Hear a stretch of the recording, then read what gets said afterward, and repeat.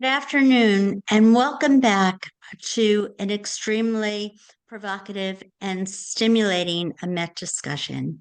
I know all of us are following very deeply the Israeli government's planned military expansion into Gaza. Ahed al Hendi, who is a brilliant analyst and former dissident in Syria, um, we'll address this as well as what's been going on in Syria.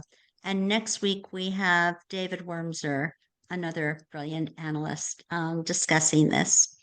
As we're all aware, approximately 2 weeks ago, beginning July 13th through July 20th, neighboring Bedouin tribes and subsequently Syria's newly overhauled security forces attacked the Druze community of Sueda.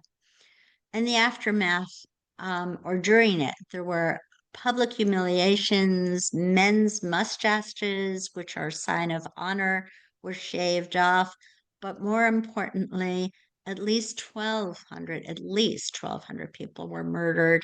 Several hundred were executed within their own homes and burned alive, including children. Their homes had been ransacked and left barren. Many women were forcibly disappeared and raped. And even yesterday in I-24 News, they showed a clip of yesterday how women had been forcibly disappeared with children, and probably were going to become sex slaves. According to the Syrian Observatory for Human Rights, at least 560 people have gone missing, including at least 80 Druze women and children of the Sueda province. This had been the Druze October 7th. And Ahmed al-Sharaa, the de facto leader of Syria, has gotten recognition almost immediately from the United States, from the European Union, from many Arab countries. The United States lifted the sanctions, the Caesar Act against Syria, and the $10 million bounty that was on Ahed al-Sharia's head. We're here to further probe the human rights situation in Syria under Ahed al-Sharaa, whose nom de guerre was Abu Muhammad al-Jalani, and what has been happening exactly to the Druze of Sueda, to the Alawites, to the Christians, and to the Kurds. Here to discuss this is our wonderful friend, Ahed al Hendi. Ahed is a dissident who was imprisoned and tortured by the Syrian authorities for establishing a secular anti-regime student organization and is now a fellow at the Center for Peace Communications, which does wonderful work going into Arab lands and finding out what exactly is happening on the ground.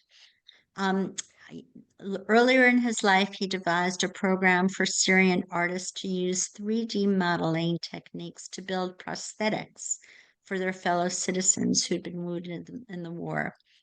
Ahed is a very active voice for Arab development and reform.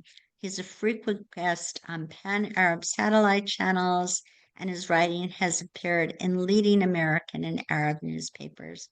Unfortunately, his partner and wonderful author and media personality, Hadiel Oasis, is not feeling well and cannot join us today, but we are left with an equally talented and passionate analyst of what's going on in the Arab world.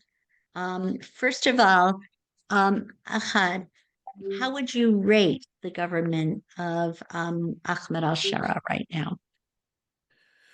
Well, Sarah, at the beginning when we saw change in Syria, and as a person who suffered personally from Assad regime, I was really happy. Like many Syrians, we thought that we finally going to be living a life with no dictators. Unfortunately, we replaced a dictator that was cracking down on our political freedom to a dictator that is cracking down on political freedom, religious freedom, social freedom. They want to control every aspect of our life in Syria. And moreover, in less than 6 months, the regime of Ahmed al-Sharaa committed two massacres, one in the Alawite region. More than 2,000 Alawite civilians were killed, including children and women. And we have seen these crimes from phones that belongs to Ahmed al-Sharaa fighters. It's not something that it took us weeks to see. They were bragging how they are killing elderly people, how they're killing children in the Alawite region. And that was the first alert for all of us as a Syrians who believe in democracy and Assyrians who come from a minoritarian background, whether Christians, Alawite, Druze, Ismaili, or Kurds. And on the road to that, if a month ago, a church in a very quiet Damascene suburb was bombarded. More than 24 people were killed while they were praying in peace in the evening. And the authorities, they claimed that they are not responsible. But their attitude, the way they treated the families of the victims, it showed that they were looking at us as infidels. So in short, when you don't send condolences in the Islamic culture to a person who is not Muslim, that meaning you think that he is kafir. Kafir mean infidel. So they deserve what happened to them. Ahmed al-Sharaa, despite a lot of appeals to him, go check on these people who have their family members getting killed. Go to the church, show your condolences. He did not show anything. They, instead of going against those who did the attack, they start to attack the Christian religious leaders in Syria simply because they were crying publicly to the media about their loved one, about children. The church that was bombarded for 5 days, cats were around this church just feeding on the remnants of the people. A suicide bomber came with another guy with a automatic gun. They opened fire and then like he blew up himself, killing up to 24 people. And looking at the media at that time, the official media, all what we hear in this official media, you are the son of the pigs, which is a slur. They use it against all non-Sunni, non-Muslims. Incitation against Jews, against Druze, against Christians, against Alawite. And then the last series of Ahmed al-Sharaa achievement in the first 6 or 7 months was a attempt genocide against the Druze. They wanted to commit a genocide, a real genocide against the Druze. Thanks for Israel, and I would say it here, knowing that this would many in the Arab world would shame me for that. But thanks with Israel, we should say the truth. Without Israel, we would see almost 500,000 Druze in 2025 now, at this time, getting wiped completely.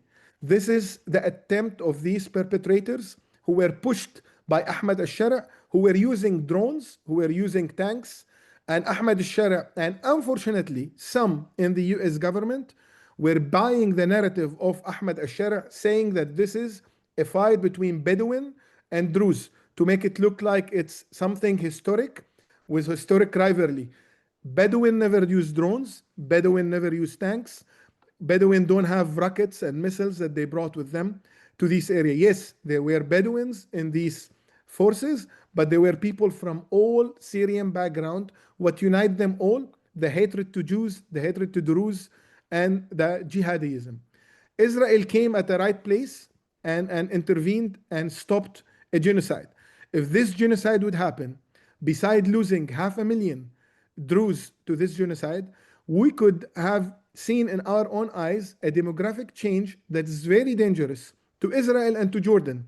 When you are, they did the same to the Kurds. They ethnically cleansed the Kurds from areas in the north, and they lived in their houses. They pushed them out, and they lived in their houses. So imagine people, head cutters, people who raped women, people who commit all type of brutality on the camera, and they were proud about it. They were holding doctors from 5th floor and forced them to jump alive and get killed under a threat of a gunfire. Imagine those people coming to live on the border of Israel. We all remember the terrorist attack of October 7. In few hours, they killed up to 2,000 people in few hours. And their number was probably 2,000 people, 3,000 people. Now we have seen 50,000 people were mobilized by Ahmed al-Sharaa to go all the way to the south. And Israel stopped that. It's as serious as a nuclear bomb. A nuclear bomb could kill the same amount of people in few hours. And these terrorists, when you are gathering 50,000 people, pushing them into the Druze enclave in Syria, it's like a nuclear bomb. Right. So, Lieutenant Colonel Sarit Zahavi, formerly of the IDF, now in the reserves, she has just published something talking about all of the jihadists that are part of the Syrian armed forces. Do you know anything about this? And what sorts of ISIS members she says? Uh, They Who are is all this? jihadists, Sarah. Sarah, they cannot, they could be able to fool some people in the West by putting up ties and by shaving their beard a little bit, but they cannot fool us. We are the first-hand who experience their brutality. We are talking to our family members. Now there is no people in the Syrian army that are graduate from an academic military. All of them are graduate from caves in Afghanistan, in Pakistan. They were in different parts of the world fighting what they call the infidels all around the world. There are a person from the first few weeks of taking over of Damascus who is from Khan Yunis and who is known to be with Jihad al-Islami. He came to the Umayyad Mosque, and it's very symbolic for all the Arabs around the world. The Umayyad, even more symbolic than Al-Aqsa, by the way. And they were sitting in the Umayyad Mosque and saying publicly to the camera, our next step is Jerusalem. Al-Jihad al-Akbar, the biggest jihad is Jerusalem. So looking at all the Syrian army, the so-called Syria army, all of them are jihadists. They fired all the people who were army officers who were defected from the army, and they replaced them with fellow jihadists who believe in jihad, who doesn't believe even in border or homeland. They believe that they should expand all over using violence, not even nice words. I remember going back to 2011 when we worked together to try to get support for the Kurds in Idlib province. And the US Army decided that they were going to evacuate many of their bases. Yesterday, I saw a clip showing there were attacks on the Democratic Forces, the Kurdish-led Syrian Democratic Forces. What is happening now with the Kurds? So basically, Ahmed al-Sharaa, he controlled some part of Syria, but not every single parts of Syria. We still have the Druze enclave. Again, thanks for Israel. It's keeping it this way now. We don't know what's going to happen in the future. And we have northeast Syria, the SDF forces, where we have a small presence of American army. However, despite all of that, and despite the fact that the SDF, the Kurds, are able to keep their people, the Kurds, the Christian, and even the Arab Sunnis, and many refugees who are Druze and Alawite, safe in that region is receiving threat on daily basis. And again, unfortunately, the US government is more siding with al-Sharaa government rather than siding with one of the best allies in Syria, General Mazloum Abdi and the Syrian Democratic Forces, who cleansed major parts of Syria of ISIS. ISIS, the same group that beheaded Steve Sutloff and that committed all the atrocities and all the massacres. They cleaned that part. Many of these people either get killed or jailed or left to Idlib, where Ahmed al-Sharaa was the de facto president of that region. And now they came with Ahmed al-Sharaa all the way to Damascus, all the way to the south, next to the Israeli and Jordanian border. So we are all scared, and we don't think that Ahmed al-Sharaa forces is capable at all in posing any threat, a real threat to the SDF. They are better fighters, the SDF, more equipped. But what we are afraid is to be ditched by the Western powers, who unfortunately, just today, despite all the massacres, we are seeing the special envoy of the United States sitting next to Ahmed al-Sharaa in Damascus, announcing a big package of investments that's going to happen in Syria. And by the way, they are all fake investments. speaking about building a big metro tunnels, speaking about building towers in a country that we have maybe half of the population are starved, half of the population are living in tents. So when you're telling them we're going to be building, like Jamal Abdel Nasser rhetoric long time ago, promising people that Egypt going to be having a space a program while the Egyptians are starving and they don't have food to eat. Now this government is using the same empty promises, promising people that we will do this and this and this to you.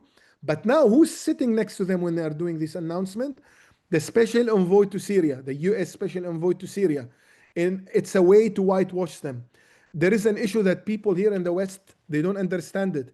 When you praise a person like Ahmed al-Sharaa, it's like you are telling him, go commit a massacre. When the envoy told Ahmed al-Sharaa is like George Washington. You're calling someone who was Al-Qaeda, who killed many people in Iraq and Syria, and killed many US Army officers in Iraq, you're calling him George Washington. And now this George Washington, when he heard this day, with a lot of this speech, with a lot of egoism, he has a big ego. Next day he attacked the Druze. He thought that they're calling me George Washington. If I attack the Druze, nobody gonna do anything. And nobody was going to do anything until Israel intervened and stopped that. So, what do we know today about the women and the girls who have disappeared? Do we have any idea where they are? What has become of them? Sarah, it's really terrible. It started with the Alawites and now with the Druze. In many instances, they are filming these women and sending them to their parents, to their husbands, and telling them, okay, she was your wife, now she is my wife. This is how they are doing. They are using it even to tease, to provoke Druze and Alawite. I saw a terrible video just a few days ago. A guy was filming himself, filming Druze women in the back seat, and in the passenger seat, a guy who's known to be a pedophile holding a kid, a Druze kid in his lap, and just to tease his parents and to make his parents angry. So this is the reality that we are living now, and the people are living in Syria. A group of rapists, pedophiles, killer, criminals, and yet we are calling them here from the US peacemakers, and we are calling Ahmed al-Sharaa a man with charisma and a man with leadership and a strong man. So this is the type of regime that the US government, unfortunately, is whitewashing right now. Right. There is a video that you wanted to share with us. Yeah. Lily, would you like to put up that video? Sure, I will share that right now. Wonderful.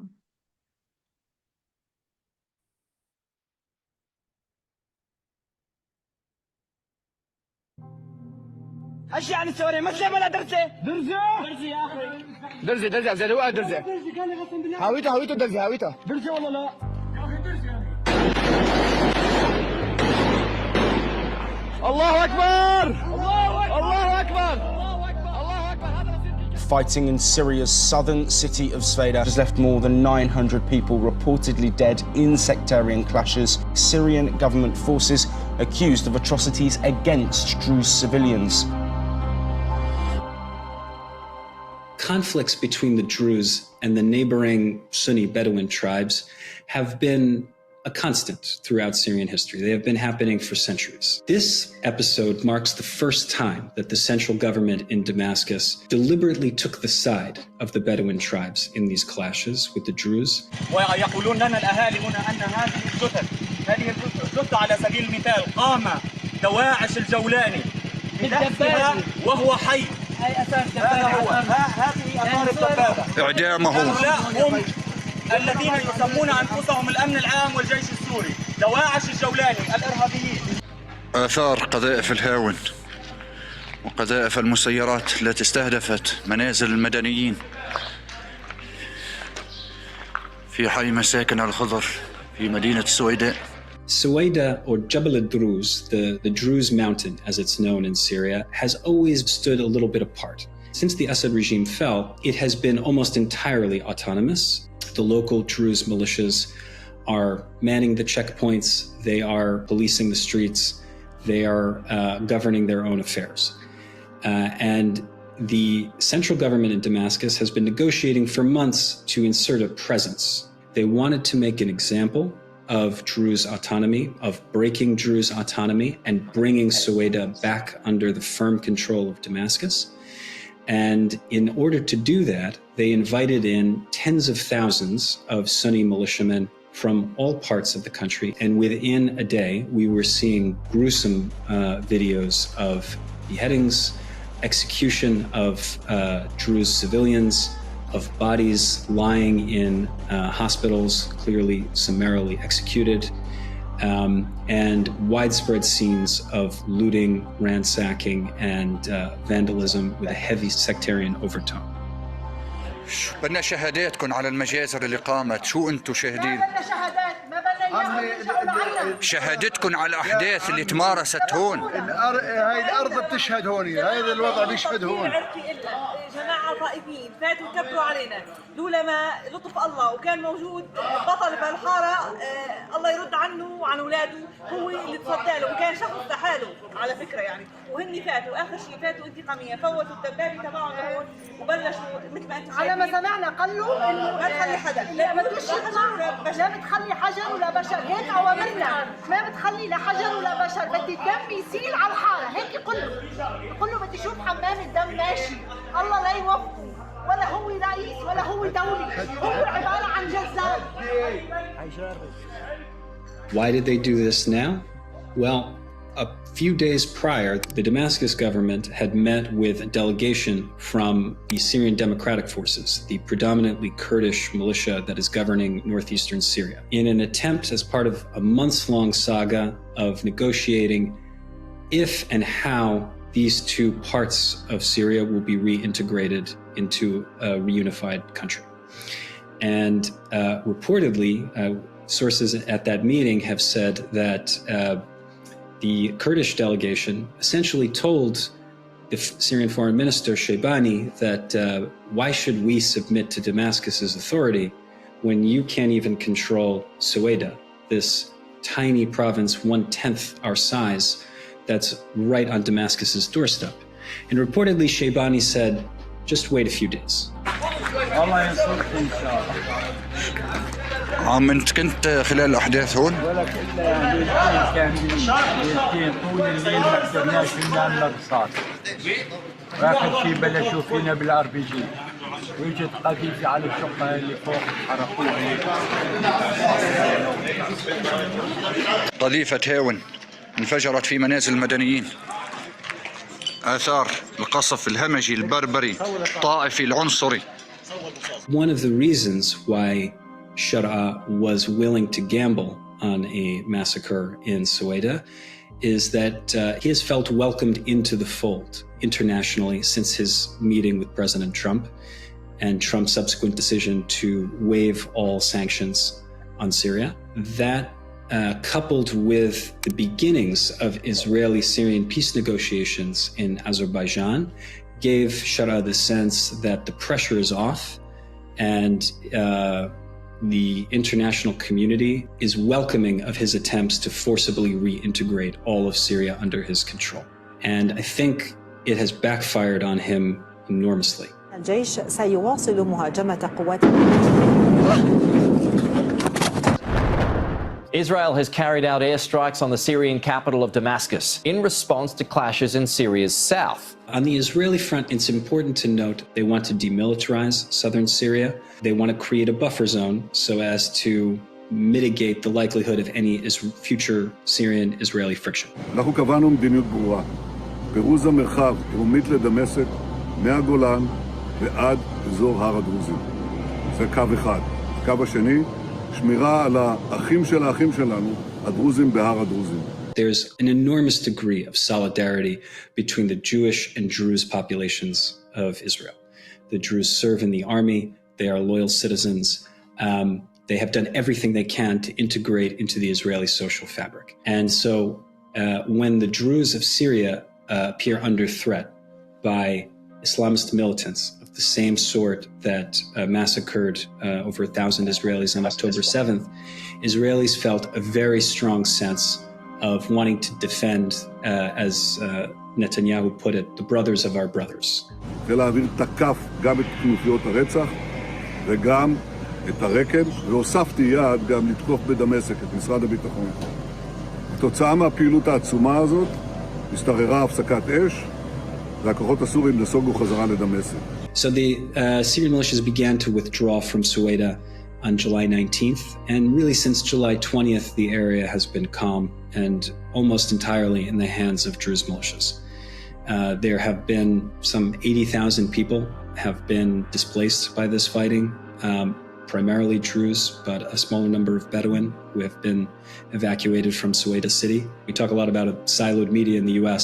The Syrian version of siloed media, the Druze media is entirely focused on the displacement and crimes of the Sunni militias, and the Syrian central media is entirely focused on the displacement of the Bedouin and violations committed by Druze militias. And it should be noted that both are real.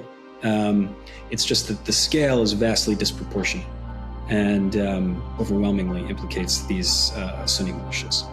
The Syrian Network for Human Rights has estimated that about 585 or so civilians have been killed. They don't count fighters in that tally. The Syrian Observatory for Human Rights estimates that the number of dead is over 1,500, and it's likely somewhere in between. Where do we go from here?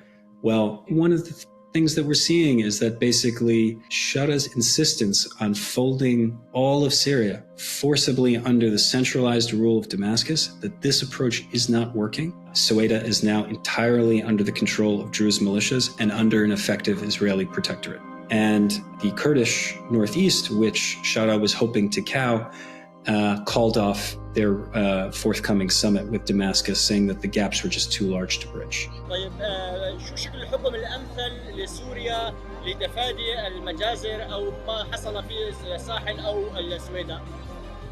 كل مكون في سوريا يطلب حقه، ونحن كأكراد سوريا نطلب الفيدرالية سوريا لا مركزية. كل مكون له حق يعيش في سوريا، أم كان عربيا أو كرديا أو مسيحيا أو تركمانيا، من حقه يعيش في سوريا كمواطن سوري.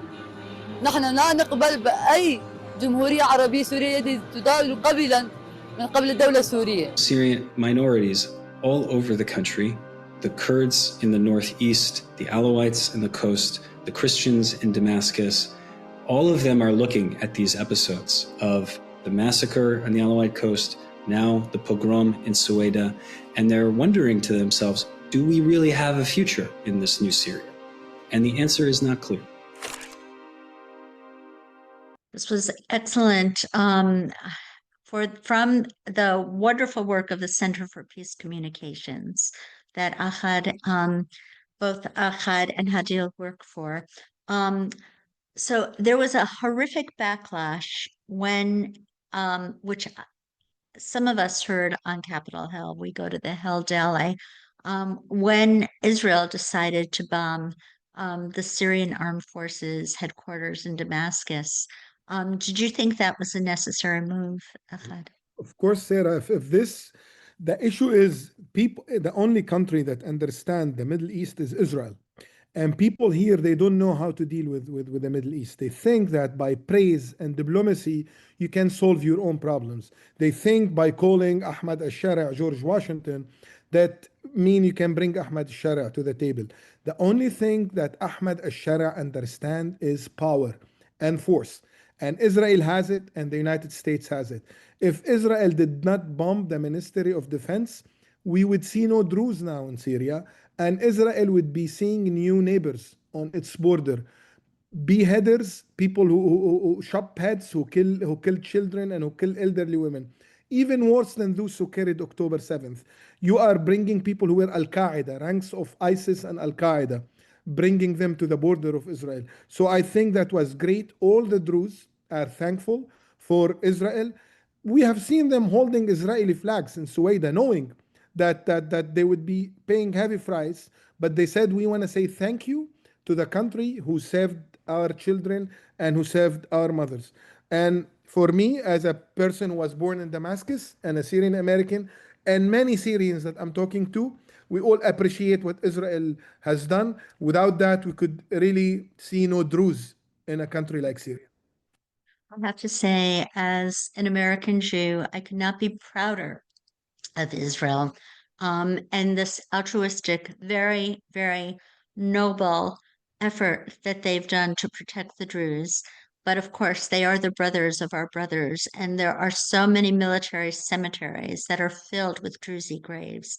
The Druze are the most courageous among our fighters and have always had a defense of the land of whatever country they're in. I doubt that they will want to defend the land of Syria under Ahmed al-Sharaa right now. So what do you think it is that so many leaders in the international community have taken off their blinders about Ahmed al-Sharaa and have fallen for him? What kind of charisma does he show? What is it? Is it just because they didn't like the corridor coming from Tehran through, Damascus, to the Mediterranean? Why is it? We have a worse corridor now. The Iranian corridor was horrible, was scary. It was horrible. Yeah. But now with Al Qaeda and ISIS, it's much more dangerous. I would say most of the people in the Western world are lazy to think of solution on Syria. If we recall, before the collapse of Assad in a few weeks, all Arab countries, including the US, were trying to normalize with Assad. They said, we've been living for 14 years of a nasty civil war. Let's normalize with this regime. Let's try to find a solution.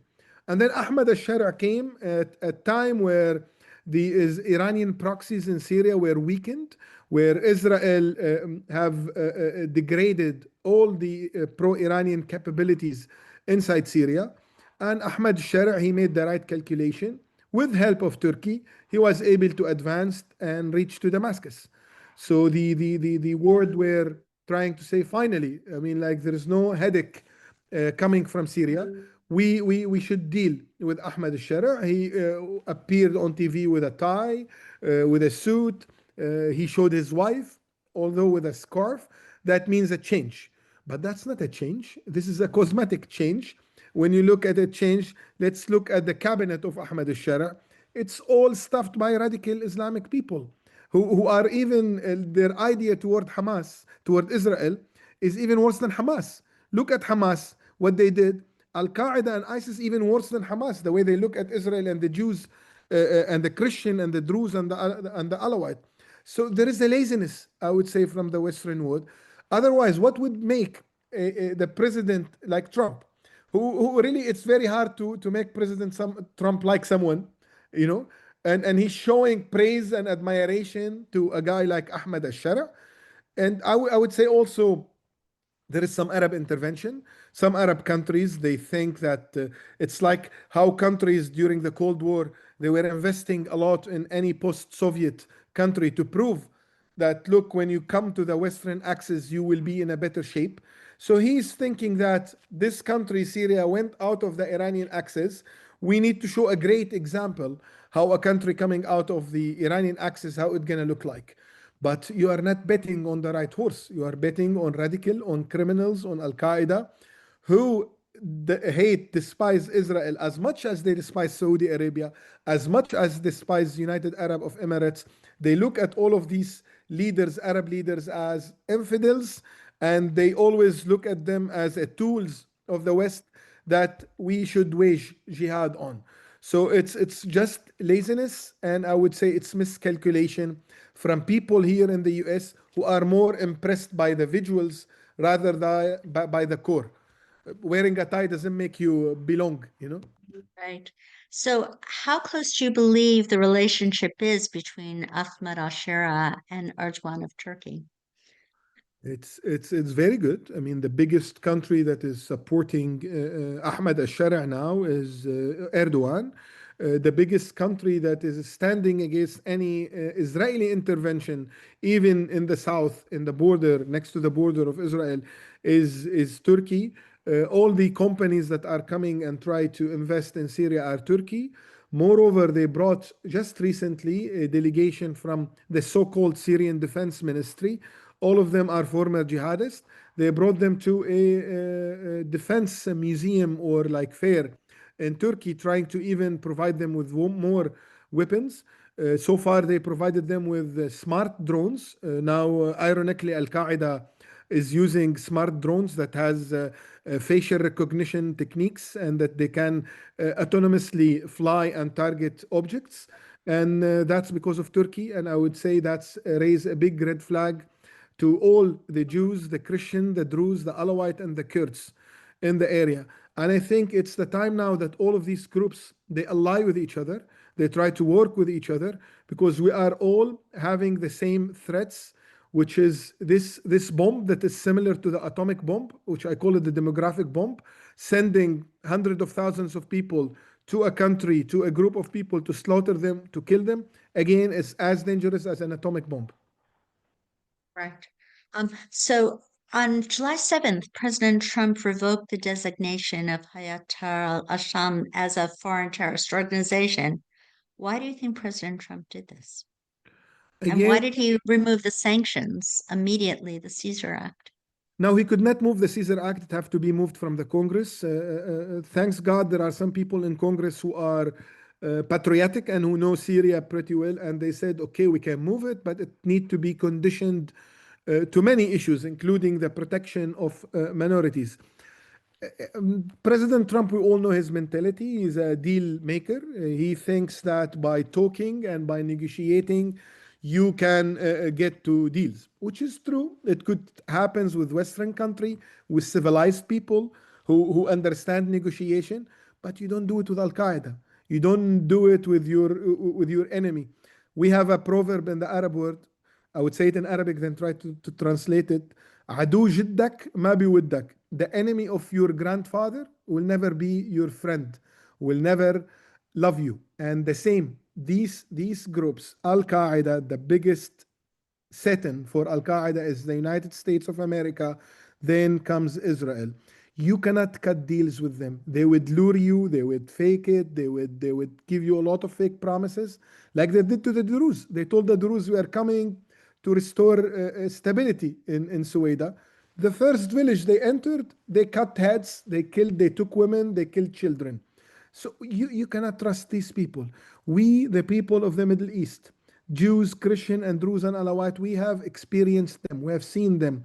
Go ask those who lost children and kids in October 7th, and they would tell you, do you trust living next to these people? I don't trust, my family don't. I'm sure the Jews, they don't trust to live next to these people. So it's about to America to know that these people you cannot normalize with. Support the Kurds, support the Druze, supports the Alawite, the moderate Sunnis. Don't invest a penny in this government that is Al Qaeda government. You are whitewashing Al Qaeda, the same people who committed the September 11th attack. Right. So speaking of members of Congress that are good, can you talk about Mike Lawler and his Syria Accountability Act of 2025 and what it intends to do? So I don't know much about the details, but what I know that they proposed a resolution. And in the resolution, they said we cannot now. The plan was to take off Caesar Act from the Congress. And this was timed right few days after the massacre of the Druze. If the Congress removed it, Ahmed al-Sharaa next day would attack the Ismaili or the Christians or someone else, because he would be feeling that nobody is paying attention to what I'm doing internally. They're taking sanctions from me. I'm charismatic leader. They love me. So let me continue with my plans. So this congressman, he came and proposed a modification. We can remove the Kaiser Acts, but there should be some conditions that has to do with protection of minority, extending it for 2 years, which I think good. And I think every single one of us, those who are supporter of Israel, those who are supporter of Christians, of Druze, of Alawite, we should call our members of Congress and tell them leaving Caesar Act without any condition is a big present to Al-Qaeda. This will embolden Al-Qaeda. Right. It went through the Financial Services Committee. It was voted on already, but it's also going through the Judiciary and the Foreign Relations Committee. So I was actually a little confused that it could go through 3 committees at once. So if we could call our members of Congress and please ask them to support this, because until there are benchmarks of protection against minorities, Syria should not be getting any money, but I know that there are plans, as you said, to enrich Syria right now, um, which is actually preposterous, right after what we saw of the treatment in March of the Kurds and in July of the Druze. This is horrific, horrific. So Let's look just very quick. If we look at the groups that are pushing to lift the sanctions on Syria here, you would know that it's a bad thing. CARE, ISNA, MAS, all of these groups are working day and night just to push for Caesar Act to be removed. Why? They want to embolden their hero, Ahmed al-Sharaa, the leader of Al-Qaeda in Syria. Right, right. And speaking of CARE, Senator Tom Cotton wants to renew or to revoke the designation of CARE, of the Council for American Islamic Relations, as a 501c3 group and name it as a foreign terrorist entity. So CARE is very related to the Muslim Brotherhood and to Hamas. Can we talk a little bit of the relevance between this and what's going on in Gaza today, Ahmed? Yeah, of course. I mean, listen, all of these groups, they have one cause. They advocate for a Muslim Brotherhood, for Al-Qaeda, for all the, I would call them the Islamic supremacists, these who believe in Islamic supremacy. And ironically, these groups, they speak about white supremacy in the United States, why they want to enforce a Muslim supremacy over Jews, Christians, Druze, and Alawites, and Ismaili. Now they are all playing the same victim. So imagine they killed the Christian in Syria, they killed the Druze, and then they start to wipe and go on TV and cry and say they attacked us. And the same with Israel. Now they carried October 7th, and they were proud and laughing, and we've seen their videos. And I was personally monitoring all of these videos on major Arab TV channels, on major people who belongs to these groups. Were really happy, thinking that Palestine will be free from the river to the sea. They started here and they would connect to the West Bank. And then when Israel woke up and started to retaliate, I mean, people start to cry and wipe. Oh, they attacking us, they are killing. What do you expect them to do? And I think any country in the Middle East, any leader in the Middle East, any leader in the world, if anybody attacked the United States of America from Mexico, would we be standing still doing nothing? I mean, the issue is everybody is looking what Israel did. Nobody is looking what has happened on October 7th. And now everybody want to award these attackers by recognizing a Palestinian state.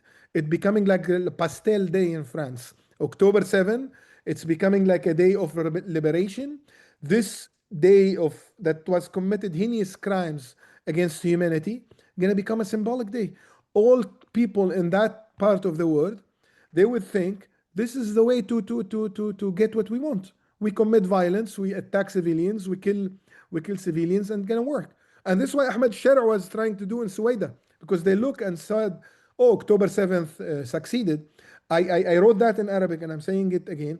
These people, they don't value human life. They don't care if they killed 100,000 of their own people, 200,000 of their own people. Look at Hamas people. They are saying there is famine, and they're appealing with their big bellies on Al Jazeera, speaking about a famine in Gaza. They don't care how many kids got killed, how many elderly were killed. They want to achieve a pride, what they call a pride. Now we are recognizing a Palestinian state. Now we are taking revenge of Al-Aqsa. And what's happening in Al-Aqsa? A Jews cannot go to Al-Aqsa. A Jews cannot go, and this is something that major Arabs don't know. Many Arabs don't know. A Jewish person cannot go and pray inside Al-Aqsa. The Israeli police will arrest him and take him out. And they are telling you we are revenging for Al-Aqsa. What's happening to Al-Aqsa? Nobody converted Al-Aqsa like you converted Hagia Sophia in Turkey, like you converted all the mosques to a church. Nobody did that in Israel. And yet they are raising this victimhood, which is built on false facts. We are the flood of Al-Aqsa. What happened to Al-Aqsa? Just tell me. Nothing. So, could you talk about Qatar's relationship with Ahmed al-Sharaa? Well, Qatar is all way with Ahmed al-Sharaa, with Hamas. You look at just Al Jazeera. Al Jazeera is inciting against minorities on daily basis, on Druze, on Alawite, on Christians. And despite also all of this today, they just signed memorandum of understanding. I think all of it fake just for consumption. More than $8 billion with Ahmed al-Sharaa government, and Ahmed al-Sharaa appeared just to show off. Again, with the special envoy to Syria, the US special envoy. So basically, Qatar is providing money, providing media. The Turks are providing the military. And unfortunately, we in the United States as a government are providing the cover and emboldening Ahmed al-Sharaa. Everybody is looking at Uncle Sam. If Uncle Sam said this guy is charismatic, all the people of the Arab country would run to him and would want to talk to him. We need to know how much effective is any word that comes from Washington, D.C.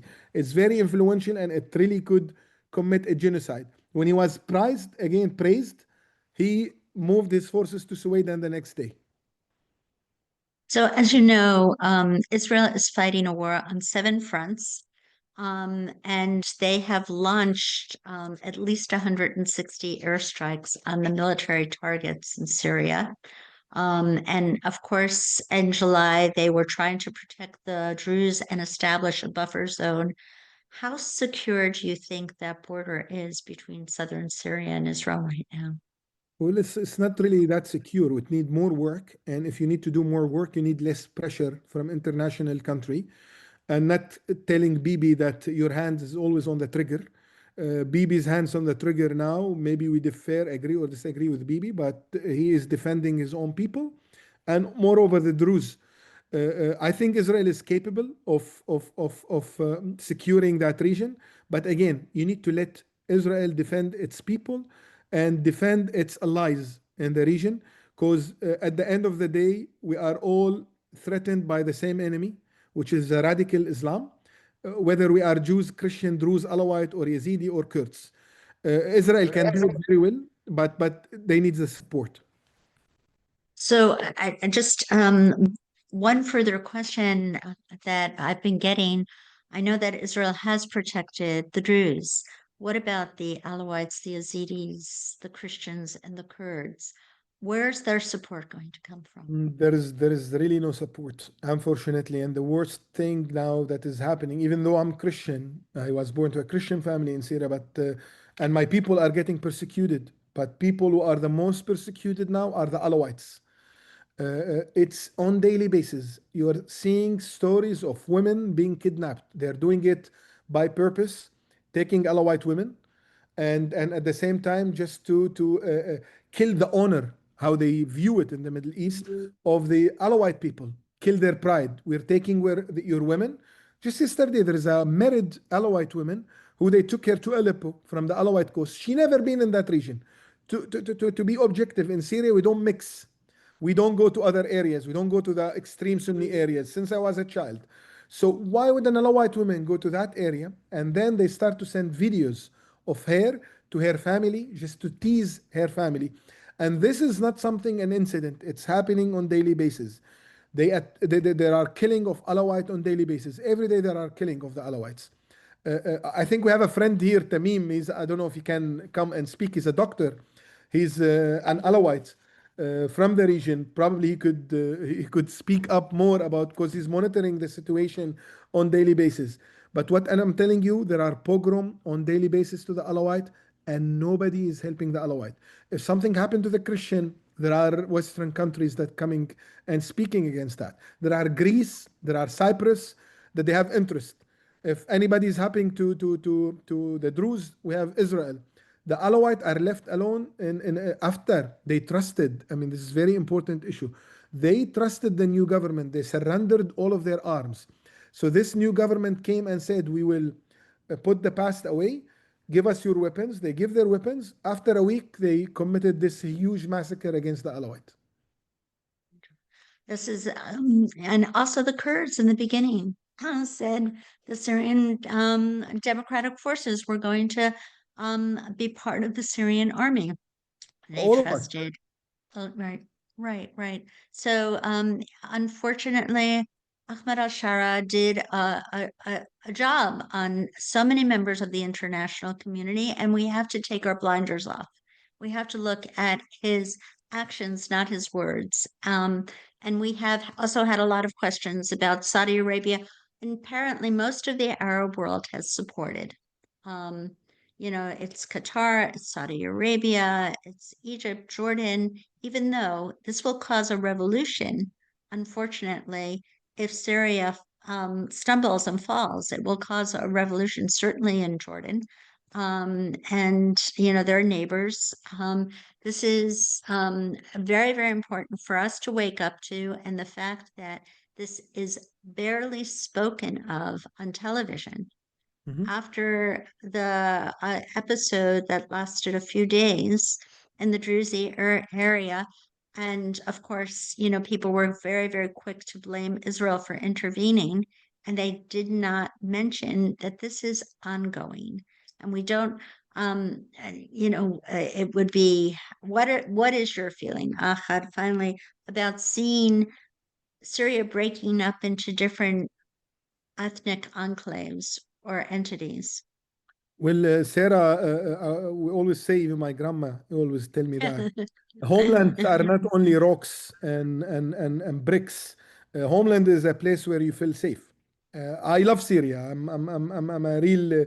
I always love Syria. I eat Syrian food. We celebrate Syrian fest.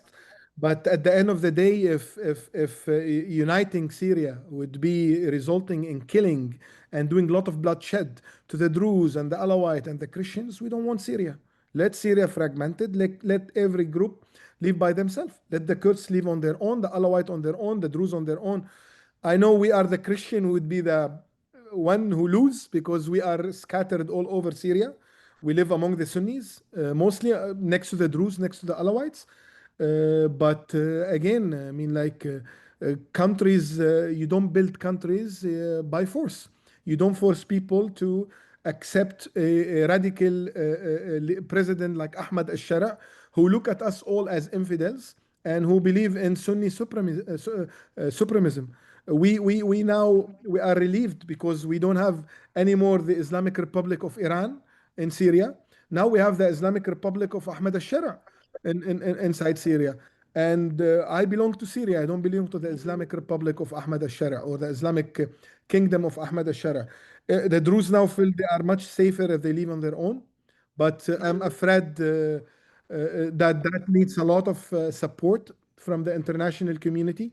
All of these Arabic countries, they're scared from Ahmed al-Sharaa, but they start to talk to him because it came from Washington, D.C. Washington, D.C. acknowledged Ahmed al-Sharaa. They called him a charismatic. They called him George Washington.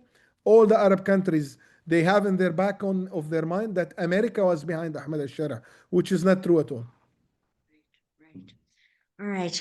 We want to thank you so much, Ahed. You're a brilliant analyst, and you're doing wonderful work at the Center for Peace Communications. The email address is centerforpeacecommunications.org. Yes. And if anybody who can, please support their work. They're doing a marvelous job. And I should also say that we in Ahmed also desperately do need your support.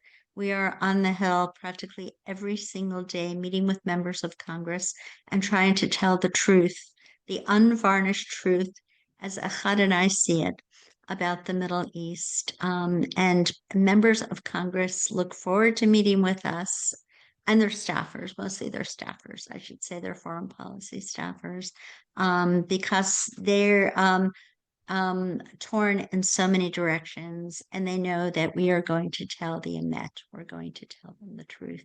So if you'd like to support us, please go to ahmedonline.org, and please also remember to support the Center for Peace Communications. They do wonderful, wonderful work. Thank you so much, Ahed. Thank you, Sarah. Thank you always, and thanks for Amit. Thank you. Thank you.